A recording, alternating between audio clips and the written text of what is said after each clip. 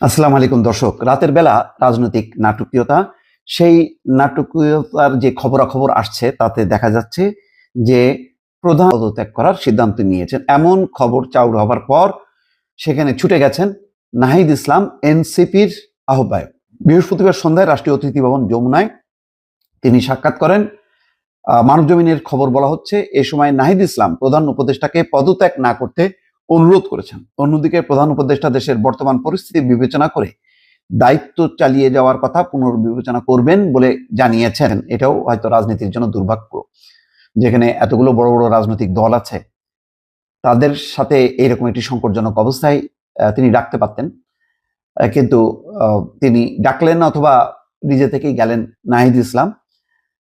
যে এই খবরটা গণমাধ্যমে এসছে, তো জাতীয় নাগরিক পার্টির এক নেতা আরিফুল ইসলাম আদিব জানাচ্ছেন বর্তমান পরিস্থিতি নিয়ে প্রধান উপদেষ্টার সঙ্গে সাক্ষাৎ করেছেন এনসিপির আহ্বায়ক নাহিদ ইসলাম। সাক্ষাতে দেশের বর্তমান রাজনৈতিক পরিস্থিতি নিয়ে আলোচনা হয়। আগে ডক্টর ইউনূস দুই ছাত্র উপদেষ্টাকেও ডেকে সংযত না হলে পদত্যাগ করবেন বলে জানিয়েছিলেন।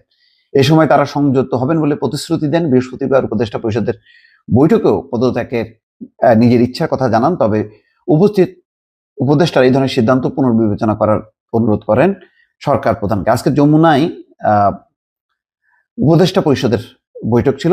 সেই বৈঠকের কিছু সিদ্ধান্ত জানা গেছে। সেই সম্ভবত সেই বৈঠকে ডক্টর মোহাম্মদ ইউনূস বিরক্ত হয়েছে। প্রধান বক্তব্য দিয়েছেন, সেখানেও ডিসেম্বরের কথা বলা হচ্ছে।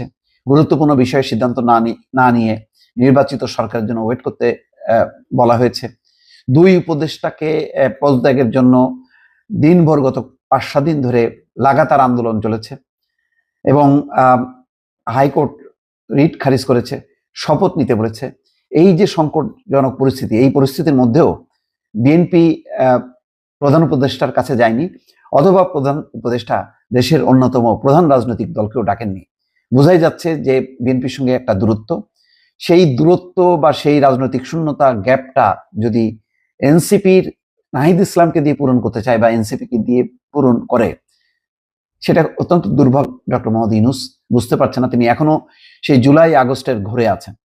এখানে জামাত ইসলামীকেও ডাকতে পারতো বা বিএনপির সাথে ডাকতে পারতো। আর যেহেতু সব দলের তিনি প্রতিনিধিত্ব করেন, এখনো পর্যন্ত বিএনপি কিন্তু বলেনি যে তারা আস্থা মানে মানে কি বলে একদম উইথড্র করলেন। তারা বলছে, সতর্ক করছে, আলটিমেটাম দিচ্ছেন যে এটা করেন, নির্বাচনের তারিখটা দয়া করে নির্দিষ্ট করেন, আর গুরুত্বপূর্ণ বিষয়ে দরকার নেই, মোটা দাগের কিছু সংস্কার করেন। কিন্তু এই কথাগুলো কেন গুরুত্ব পাচ্ছে না?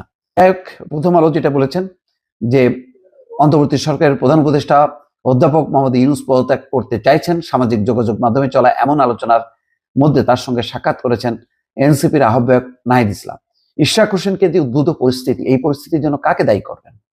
কেন আসিফ মাহমুদ সজীব ভুইয়া শপথের ব্যবস্থা না করে পাল্টা আইনগত জটিলতা, তারপরে কোর্টে রিট করা, এই বিষয়গুলির মধ্যে যে একটা রাজনৈতিক দলকে উস্কে দেয়া, তার বিরুদ্ধে চলে যাওয়া অযৌক্তিকভাবে, সেটা কি বিবেচনা করা উচিত ছিল না? ডক্টর মোহাম্মদ ইউনূস তাৎক্ষণিকভাবে সিদ্ধান্ত নিয়ে দুই উপদেষ্টাকে যদি অব্যাহতি দিতেন, কি এমন মহাভারত অশুদ্ধ হতো? সন্ধ্যায় প্রধান উপদেষ্টার বাসভবন যমুনায় গিয়ে তার সঙ্গে বিভিন্ন বিষয়ে কথা বলেছেন নাহিদ ইসলাম। এনসিপির শীর্ষ পর্যায়ের একাধিক সূত্র বলছে সন্ধ্যা 7টার দিকে যমুনায় প্রবেশ করেন নাহিদ ইসলাম। তিনি বেশ কিছুক্ষণ প্রধান উপদেষ্টার সঙ্গে একান্তে আলাপ করেছেন। অধ্যাপক ইউনূসের প্রধান উপদেষ্টা পদে থাকার বিষয়টি নিয়েই মূলত তাদের মধ্যে আলোচনা হয়েছে। জানতে চাইলে নাহিদ ইসলামও প্রধান উপদেষ্টার সঙ্গে সাক্ষাতের বিষয়টি নিশ্চিত করেছেন, কিন্তু এই বিষয়ে কোনো কথা বলতে চাননি। বিভিন্ন গণমাধ্যমে কিন্তু অলরেডি এই খবরগুলো আসছে যে কি আলোচনা হয়েছে বা দেখা হয়েছে, তবে বিস্তারিত কিছু বলা হয়নি। তবে সন্ধ্যায় মাহফুজ আলম এবং আসিফ মাহমুদ সজীব ভুইয়াও প্রধান উপদেষ্টার সঙ্গে দেখা করেছেন, তাদেরকে হয়তো কিছু নির্দেশনা দিয়েছেন।